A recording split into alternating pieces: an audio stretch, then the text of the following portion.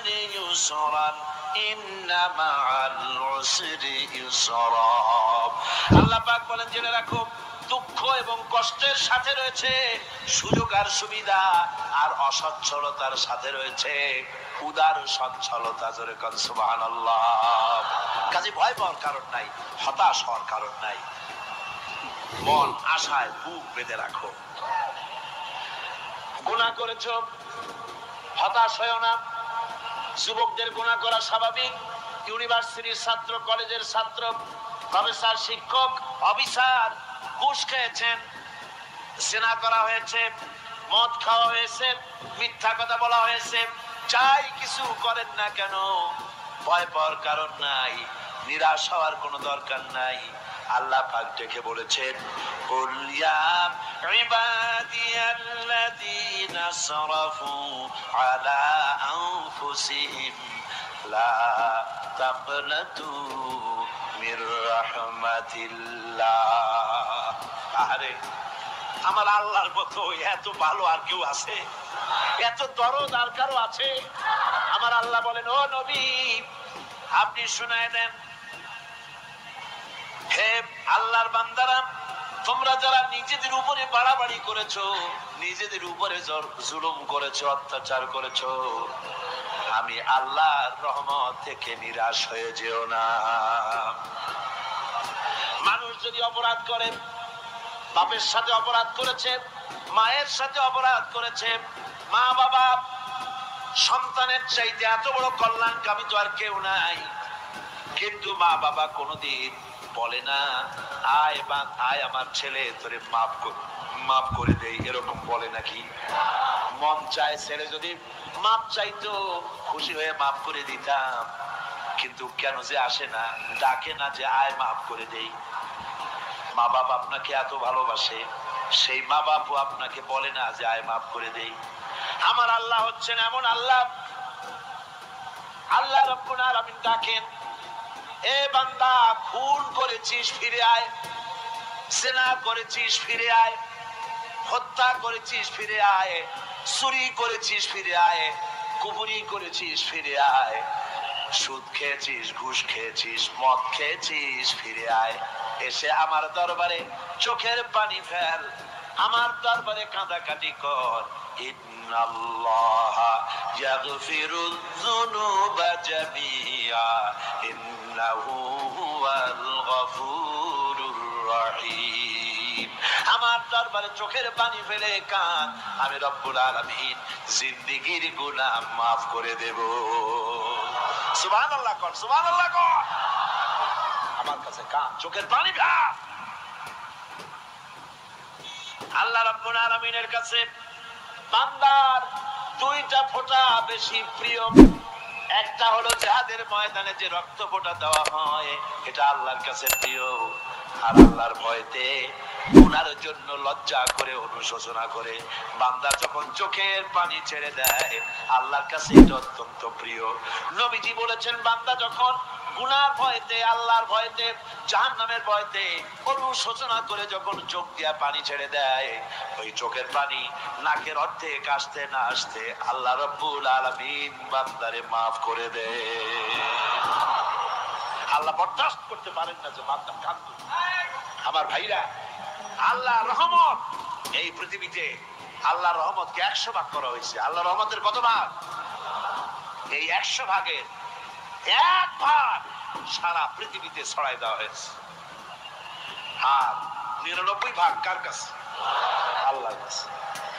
একটা ভাগ দুনিয়া ছড়ানো হয়েছে আদম আলাইহিস সালাম থেকে নিয়ে এই পর্যন্ত, এখান থেকে নিয়ে কিয়ামত পর্যন্ত পৃথিবীতে যত মানুষ আসবে, যত প্রাণী আসবে, তাদের মধ্যে প্রাণী জগতেও গাভী তার বাছুরকে ভালোবাসে ঠিক কিনা, হাতি তার বাচ্চাকে ভালোবাসে ঠিক কিনা, মুরগি তার বাচ্চাকে ভালোবাসে কিনা, প্রত্যেক মাই তার সন্তানকে ভালোবাসে মানুষের মতো।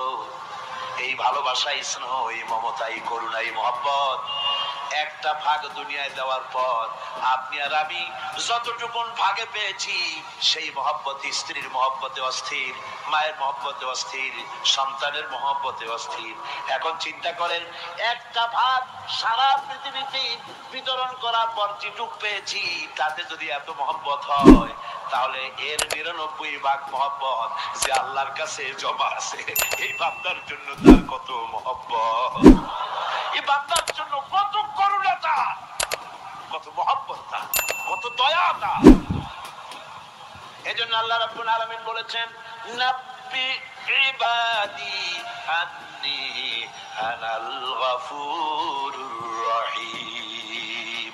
আমার নবী সুসংবাদ দিয়ে দাও, বান্দাদেরকে শোনায় দাও যে আমি আল্লাহ তাআলা ক্ষমাশীল আর দয়াবান।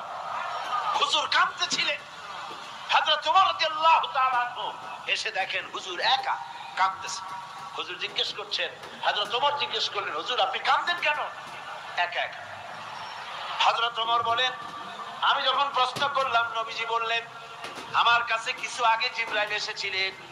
জিবরাইল এসে আমাকে বললেন, আল্লাহ পাক বলেছেন, হে আমার নবী, ইসলামের ভিতরে থেকে যে সমস্ত মানুষগুলো ইসলামের ভিতরে থেকে চুল আর দাড়ি পাকায় দিছে, কিয়ামতের দিন এই লোকগুলারে আমি শাস্তি দিতে আমার শরম হবে। হযরত ওমর বলেন, হুজুর উম্মতের জন্য কত বড় খুশ খবর এটা, আর আপনি কাঁদতেছেন।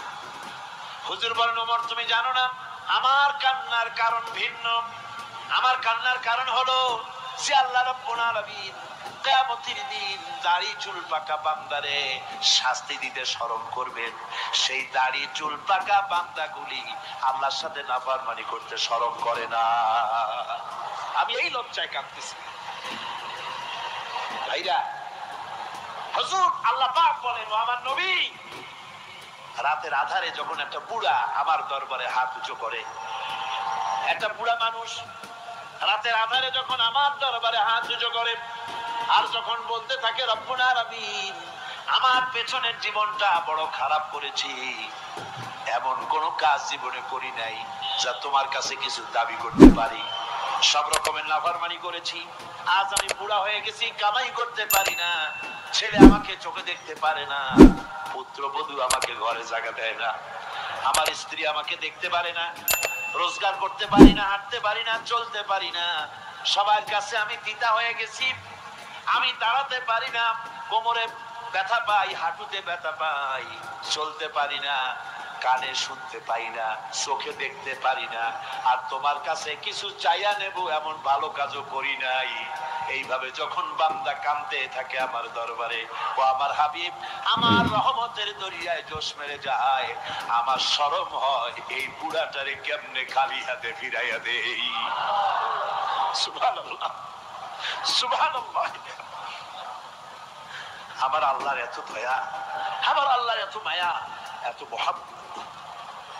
আমার আল্লাহ রাব্বুল আলামিন বলেন, وَإِذَا سَأَلَكَ عِبَادِي عَنِّي فَإِنِّي قَرِيبٌ। আমার হাবিব আমার বান্দা আমার ব্যাপারে প্রশ্ন করে, আমি বান্দার একদম নিকটে।